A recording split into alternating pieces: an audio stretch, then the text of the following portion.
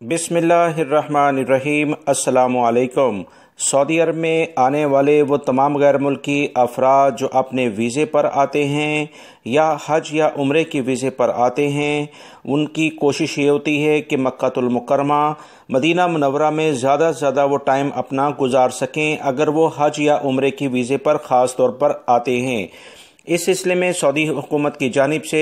ایک اہم خبر سامنے آئی ہے جس کی تفصیلات آپ سے اس ویڈیو کے ذریعے شیئر کی جا رہی ہیں۔ مزید ویڈیو دیکھنے سے پہلے آپ سے ریکویسٹ کروں گا کہ ویڈیو کو لائک ضرور کر دیں اور مکمل ہونے کے بعد اپنے دوستوں سے بھی شیئر کرے گا تاکہ اہم ترین معلومات جیسے جیسے آتی ہیں آپ تمام بھائیوں سے شیئر کی جاتی ہیں، آپ کے شیئر کرنے سے ان کو بھی مل سکیں۔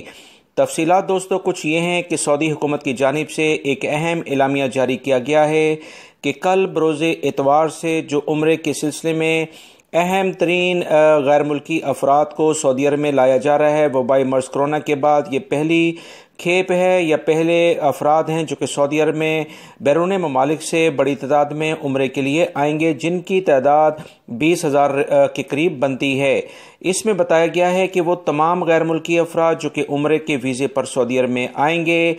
10 دن سے زیادہ ان کا قیام سعودی عرب میں نہیں ہونا چاہیے۔ اس سے پہلے وہ سعودی عرب سے چلے جائیں، وہ تمام ایجنٹ اور وہ تمام کنسرنڈ ڈپارٹمنٹ جو کہ عمرے پر غیر ملکی افراد کو سعودی عرب میں لائیں گے، مکمل نگہداشت کرنا غیر ملکی افراد کی ان کی بھی اولین ذمہ داری ہے، اور وہ تمام افراد کو مکمل کنٹرول کرتے ہوئے بیرون ممالک سے جو آنے والے افراد ہیں انہیں واپس انہی کے شیڈول کے مطابق لے جائیں۔ ایسے تمام غیر ملکی افراد جو کہ اس تمام صورتحال کے بعد کیونکہ دوسرے ویزے بھی بند ہیں، دوسرے ویزوں کی بندش کی بنا پر بہت سارے غیر ملکی افراد اکثر کوشش کرتے ہیں کہ عمرے کی ویزے پر آیا جائے اور پھر اس کے بعد غائب ہو جائیں۔ یہ صورتحال کافی زیادہ مشکلات کا سبب ان تمام افراد کے لیے بن سکتا ہے، لہٰذا ایسی کوئی بھی غلطی نہ کریں۔